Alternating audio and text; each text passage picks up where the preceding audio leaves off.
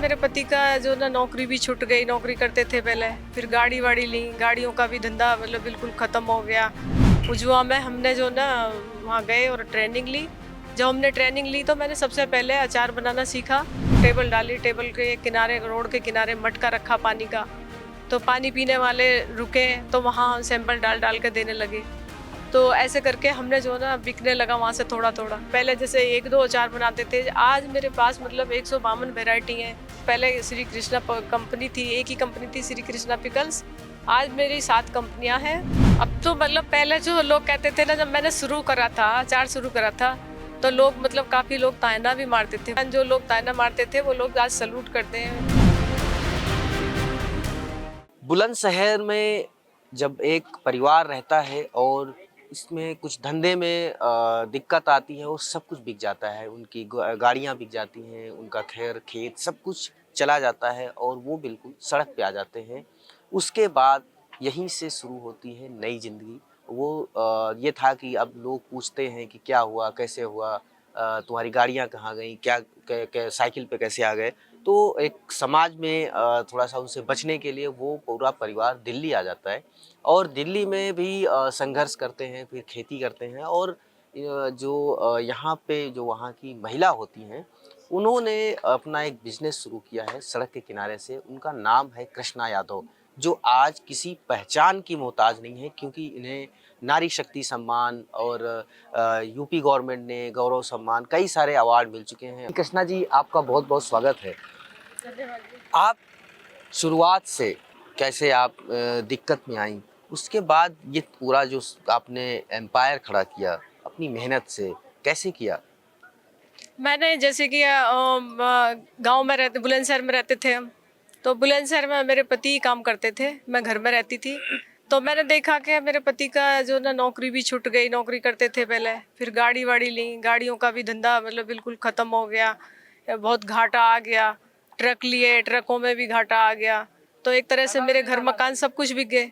जब घर मकान बिक गए तो फिर मैंने सोचा कि भाई अब तो सब कुछ बर्बाद हो गया, तो कहीं नौकरी करेंगे। तो जैसे साइकिल लेके निकलते थे तो लोग टोकने लगे कि अभी कल तो तू गाड़ी में जाता था, आज क्या हो गया।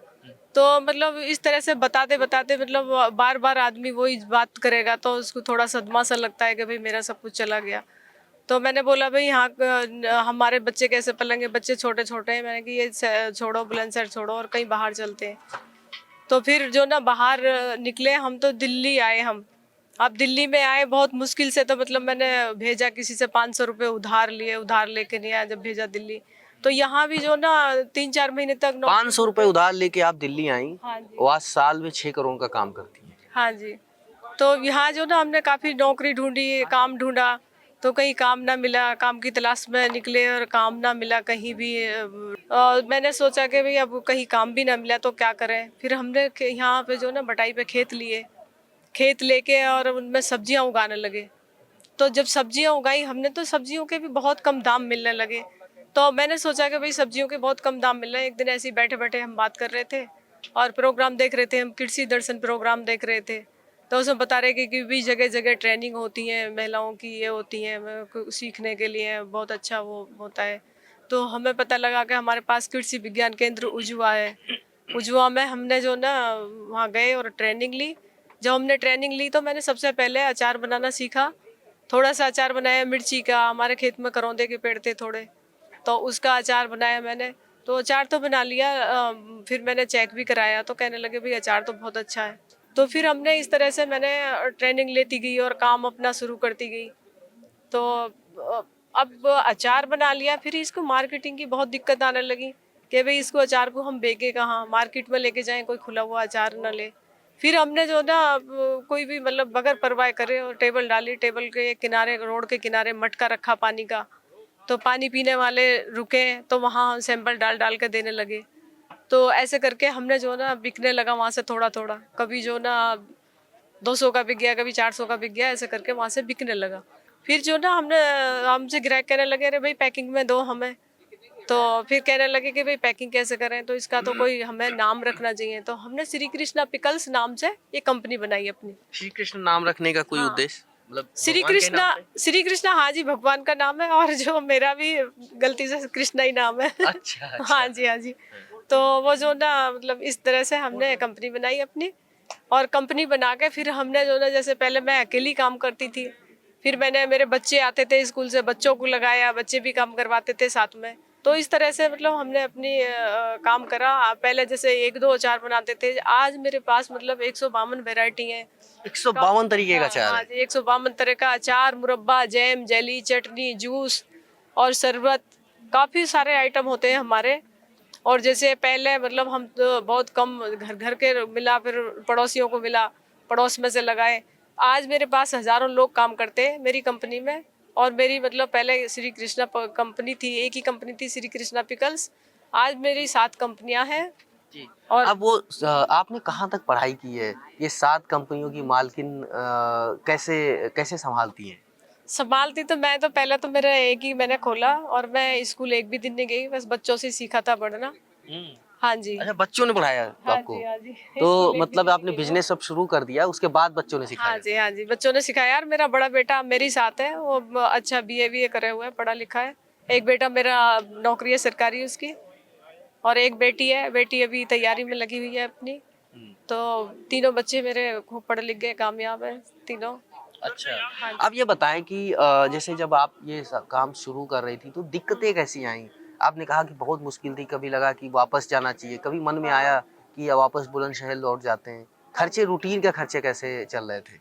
हमारा जो ना बस ऐसे ही चल रहा था, 3-4 महीने तो बिल्कुल जैसे कि बिल्कुल ऐसे ही लगता था कि बस आटा लाए और ऐसी चटनी से रोटी बनाई और खा ली। 6-7 करोड़ का अचार और ये सब अपना सामान बेच लेती हैं साल में। हाँ जी। तब वही बुलंदशहर आप गईं, वही लोग मिलते हैं जो पूछते थे हाँ कि जी, आप हाँ क्या जी। कर रही हाँ हैं? जी, हाँ जी, मिलते हैं। मिलते हैं, कितने लोगों ने तो अब भी फ़ोन आते हैं कि हमें भी बताओ, हम भी कोई काम करेंगे आपके साथ। तो 1-2 तो मतलब वहाँ से निकल गए दिल्ली बुलंदशहर से। ये जब आप शुरू आपने कर दिया उसके बाद ये जब आपको कई सारे अवार्ड मिले, राष्ट्रपति जी ने सम्मानित किया, मुख्यमंत्रियों ने सम्मानित किया, तो कैसा उसके बाद कैसी पहचान मिली? अब लोग कैसे देखते हैं? अब तो मतलब पहले जो लोग कहते थे ना, जब मैंने शुरू करा था, अचार शुरू करा था, तो लोग मतलब काफ़ी लोग ताना भी मारते थे। जो लोग ताना मारते थे वो लोग आज सैल्यूट करते हैं, कहते हैं कि भई मैडम हमारा तो नाम रोशन कर दिया नजफगढ़ का। अब मैम तो बताएँ कि आप इसकी बिक्री कैसे करते हैं? कहाँ सिर्फ़ आपका कोई स्टॉल या ऑनलाइन भी बेचते हैं? क्या हाँ कितने जी। तरीके से हाँ पहुँचाते जी, हैं? जैसे हमारे प्रोडक्ट है, तो हमारी अपनी मतलब हमारी 10-12 दुकानें हमारी अपनी। और ये हम 10-12 दुकानें कहाँ? हाँ, अलग-अलग शहरों में? हाँ, अलग-अलग शहरों में नहीं, दिल्ली में ही है, और ये हरियाणा में, गुड़गाँव में, और दिल्ली में। और जैसे कि हम थोक में भी देते हैं, ऑनलाइन भी है हमारा। और जैसे आज हम मेले में बैठे हैं, कृषि मेला है, कृषि मेले में बैठे हुए हैं, तो यहाँ हम जो ना, जब से हमने शुरू करा है, जब से हम यहाँ आ रहे हैं, और बहुत अच्छा लाभ मिलता है इनमें मेलों में, क्योंकि हमारी जानकारी होती है, पूरे देश के किसान आते हैं यहाँ। ये जो रॉ मटेरियल है, क्या आपने दिखा कि कहीं लगा था बोर्ड पे कि अपने ही शहद निकालते हैं, उसका प्रयोग करते हैं? हाँ जी, हाँ जी। तो क्या ये प्रोडक्ट रॉ मटेरियल कहाँ से आता है? ये जैसे शहद का तो अपना ही मतलब वो ले रखा है बक्सा। सबसे पहले मेरे हस्बैंड ने शहद की वो ली थी ट्रेनिंग, इसका वो लिया था, ट्रेनिंग ली थी, और ये शुरू करा था शहद का। जब शहद का ना चला तो फिर हमने अचार का करा था। तो ये कह सकते हैं कि सर ने जो अपने धंधे किए या जो भी बिजनेस किया वो नहीं मिला सफलता, लेकिन आपने जिसमें हाथ डाला वो पहले ही उसमें आपने छक्का मारा और सर भी आप सेटल हो गए। पता ना, ये तो बस एक परमात्मा, एक उनकी वो है कृपा, के जो ना पहला बिजनेस करा और इतना बढ़िया चला, और जो ना सफल हो गए, और पूरे परिवार को, पूरे मतलब सब, मतलब जितने भी जुड़े हुए हैं सब बहुत खुश हैं, और सबको काम भी अच्छी तरह से मिला हुआ है, तो सब खुश हैं। आप जब आप कहीं जाते हैं लोगों के बीच में, पहले आप जाते थे, किस हाँ जी। तरीके का लोगों का रहता है बर्ताव? पहले में और अब में तो बहुत फर्क है जी। अब तो सब रिश्तेदार बताते हैं कि भाई हमारे रिश्तेदार हैं, या हम जानते हैं इनको। महिलाओं को आप क्या सलाह देना चाहेंगी जो गांव में आज भी हैं, जिनको दबाया भी जाता है और मेहनत भी करती हैं, हाँ जी। लेकिन वो साहस नहीं जुटा पाती आगे आने का? उनको आपकी कहानी से किस तरीके से क्या सीखना चाहिए? मैं बस यही महिलाओं को यही कहना चाहूंगी कि जैसे काम भी कर रही हैं, अपने काम पे मतलब एकदम जैसे विश्वास के साथ करते हैं ना, विश्वास के साथ और ईमानदारी से काम करेंगे। मतलब कोई भी कुछ भी बोल रहा है, रिश्तेदार बोल रहा है, घर का बोल रहा है, कोई साथ ना दे रहा, लेकिन जब आप कामयाब होगे तो सब आपके साथ होंगे और साथ देने लगेंगे। तो इसलिए पीछे ना हटना चाहिए। जैसे किसान भी हैं, किसान मेहनत कर रहे हैं, खेत में टमाटर बो दिया, टमाटर जो ना काफ़ी फेंकना पड़ता है, उसे फेंके ना, उसकी जो ना सॉस बहुत अच्छी बनती है। और जो 2 नंबर का छोटा छोटा टमाटर रह जाता है, उसकी बहुत अच्छी सॉस बनती है। ट्रेनिंग लें, पूसा संस्थान है, कृषि विज्ञान केंद्र है, आज हमारे वैज्ञानिक कितने बैठे, पूरे देश भर में वैज्ञानिक है। तो ट्रेनिंग लेंगे, ट्रेनिंग के द्वारा मतलब करेंगे काम, तो बहुत मतलब बहुत अच्छे से चलेगा और उसमें जो ना लाभ भी मिलेगा।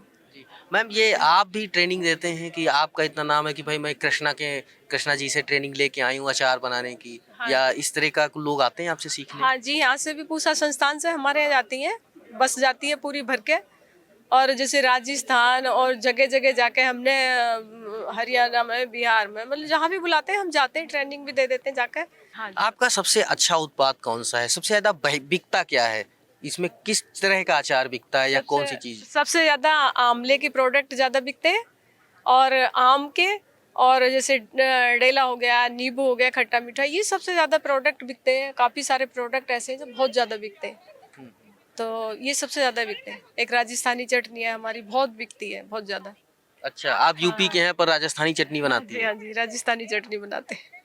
अब आगे बिजनेस को कितना बड़ा देखना चाहते हैं? अभी बिजनेस क्या तो अब तो करना है? मेरे बच्चा, बेटा, पूरा परिवार इसका, पूरा जिसकी पत्नी भी, इसका बेटा भी बड़ा वाला, ये सारा मतलब साथ मेरे लगे हुए हैं। और जहाँ तक बढ़ेगा, जहाँ तक हमें मतलब वो होगा, लोगों को और रोजगार मिले और काम मिले, मतलब करते रहेंगे, रुकेंगे नहीं, तो करते रहेंगे। जी। ये अवार्ड लेने का कैसे हुआ? कैसे आप तक पहुँचे कि आपको सम्मानित किया जाए? क्या जब आपके पास पहली बार फ़ोन आया हाँ कि जी। आपको ऐसे-ऐसे दिया जा रहा है, वो क्षण क्या था? जैसे मैंने ट्रेनिंग ली, उजवा से ट्रेनिंग ली सबसे पहले। तो उजवा में ऐसे ही, जैसे आज कृषि मेला यहाँ लग रहा है, ऐसे ही वहाँ तो छोटा सा मेला लगा, उसमें बुलाया हमको भी। तो हमारे प्रोडक्ट मतलब रखे उन्होंने, तो जो ट्रेनिंग ली हमने, ट्रेनिंग से भी, जैसे हमने ट्रेनिंग ली, ट्रेनिंग में सीखे हमने 2 तरह के अचार बनाने। तो अपने तरीके से कैसे मैंने प्रोडक्ट और बनाए, उन पे मेरे को अवार्ड मिला। एक करौंदे की चेरी कैसे बनाते हैं, और एक मतलब काफ़ी सारे नए नए प्रोडक्ट बनाए, जैसे एलोवेरा की बर्फी कैसे बनाते हैं, कि भाई खेती से हटके कैसे मतलब इन्होंने जो ना नए नए प्रोडक्ट, नए नए उत्पाद खड़े करें। तो उनकी उनकी ऊपर अवार्ड मिला, पहली बार अवार्ड मिला था मेरे को। अच्छा, अब ये हाँ। बताएँ कि जब राष्ट्रपति जी से आप मिली, उनका क्या था उस समय राष्ट्रपति भवन में पहुँचना? एक गाँव में जहाँ सब कुछ बिक जाता है, हाँ जी। फिर सड़क किनारे अचार बेचा जाता है, हाँ फिर जी। राष्ट्रपति भवन में सम्मानित किया जाता है। हाँ जी। इसमें उस समय कैसा लग रहा था? आपको तो आँसू आ रहे होंगे। हाँ हाँ जी, काफ़ी सारा मतलब ऐसा हो रहा था बस, कि राष्ट्रपति से मिलकर यहाँ बहुत मतलब बहुत मतलब ऐसा जैसे एक खुशी होती है। एक तो खुशी होती है मतलब ऐसी कि जैसे घर में हम बनाते हैं वो वाली खुशी ना, मतलब अंदर से इतनी खुशी हो रही थी कि भाई मैं एक भी दिन कहीं घर से बाहर ना निकली, कभी घर से बाहर ना निकल के देखा, और इतने बड़े राष्ट्रपति, अपने हमारे देश के राष्ट्रपति से सम्मान मिल रहा है मेरे को, तो बहुत मतलब गौरव की बात है ये। और बहुत मतलब मेरे घर में, मेरे परिवार को, सबको ही बहुत खुशी हुई। बहुत-बहुत शुक्रिया कृष्णा जी, हमें ये बताने के लिए, अपनी कहानी जो इतनी इंस्पायरिंग है वो समझा बताने के लिए। लोग प्रेरणा लेंगे, लोग आपको फ़ोन भी करते होंगे, पूछते भी होंगे। तो ये कृष्णा यादव जी, जो जिन्हें अचार क्वीन कहा जाए तो कम नहीं होगा, क्योंकि इन्होंने एक नई परिभाषा लिखी है आत्मनिर्भरता की, कि कैसे गाँव से निकल के सब कुछ ख़त्म हो जाता है। लोग ताने भी मारते हैं, लोग फप्तियाँ भी कसते हैं, और उसके बाद ये आज करोड़ों का बिजनेस कर रहे हैं। गांव जंक्शन को सभी सोशल मीडिया प्लेटफॉर्म्स पर फॉलो करें। व्हाट्सएप चैनल और जीमेल आईडी पर भी संपर्क साध सकते हैं।